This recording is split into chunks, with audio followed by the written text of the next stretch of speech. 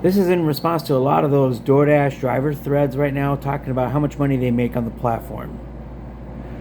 What if I told you that you're lying? Or at least you're lying and you may not know it. Here's the gist of it, okay? We got a lot of people on these platforms bragging about they're making $1,000 a week, they're making $500 a day, they're making $300 a day. But I know you're not telling the truth, and even if you don't know it. And you want to know why? You know why I can say this with absolute total confidence? It comes down to this. You don't know what your expenses are. You don't even think about your expenses. The fact that you're making these glib statements out here so confidently and so boastfully tells me that you're not even considering or even thinking about what your expenses are, or even know what your expenses are. You don't care. Because all you know is that you're getting that deposited money from DoorDash. You're getting $1,000 a week, either direct deposited or you're getting it on your Crimson card. You just see the money coming in and you think that's how much you're making. Once again, for about the 40th time on this channel, that's not true. You don't know what your vehicle expenses are. My vehicle expenses for DoorDashing or for any type of delivery driving is 72 cents per mile. The IRS tax write-off is 70 cents per mile. So I'm a little bit behind, but I'm not that far behind the IRS standard. Now, when I drove a more economical car, I was actually way ahead. I was allowed to write off a lot more than I was actually getting expenditures. Now, at some point, I'm going to trade this 2008 Kia Sorento, which, by the way, gets about 20 miles per gallon if I'm being generous. I'm trading it in probably for a more economical car at some point shortly after I get a new W-2 job, which I'm still seeking for right now. But in any case, you're saying these statements out here. You do not know your expenses. You don't care about your expenses. You don't want to think about your expenses because honestly, it's unpleasant to think about, and it kind of pops the balloon on your eagerness. But they're very real, and you think, oh God, I don't care about depreciation. Well, you're going to care about depreciation as soon as you trade in that car for a new one, and your trading value is pathetically low. This is where you pay that expense. You pay it at trade-in. Now, I'm going to also briefly address the people who drive paid off or used cars. This isn't as applicable.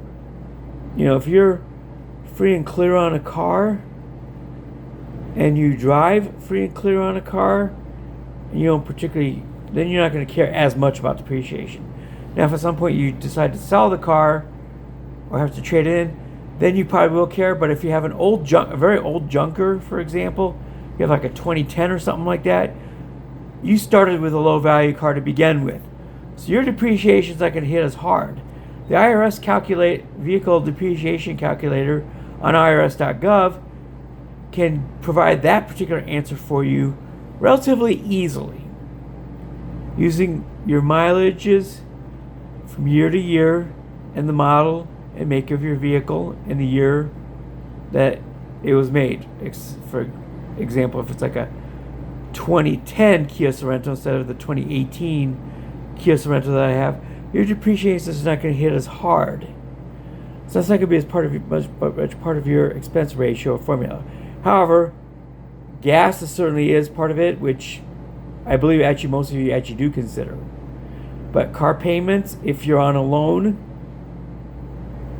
count as part of your expenses. Again, if you don't have a car payment, if you're free and clear, this one doesn't matter. Deferred maintenance matters on every vehicle, which is things like tire changes, light bulb repairs, oil changes, things like that. They're called deferred maintenance because you don't pay for them immediately as you rack up the miles, but you gradually pay for them along the way. What you want to do for that is you want to come up with a list of vehicle expenditures of repairs or maintenance that you have, like changing light bulbs, oil changes, things like that. You want to compile them for the year, divide it by 12, and you get your deferred expenses per month. Then you take your deferred expenses per month, you take your mileage for the year, divide it by 12, and then you get miles per month, your deferred expenses per month, divided by your miles per month for that per month will get you your cents per mile ratio on your deferred maintenance. Again, deferred maintenance applies to everyone. So that's it for now. I will leave with this. I will put this on various links within some of the Facebook discussion threads. And we're going to leave it at that for now. But again, you're boasting about how much money you're making per month out there, or per week, or per day. Correction, you're not telling the truth, even if you know it or not. You are making much less than that. We're talking about profits versus revenue. A very basic business concept, and we're running businesses out here, whether you think of it that way or not. You are running a business. I'm running one too. You want to know what your numbers are, and you want to know what your expenses are every time you make an accounting for it. So that is it for now. I will leave it at that. We will call it a day here. Once again, what if I told you you're not making as much as you're bragging out there on Facebook forums? Talk to you on the next one. Peace out, homies.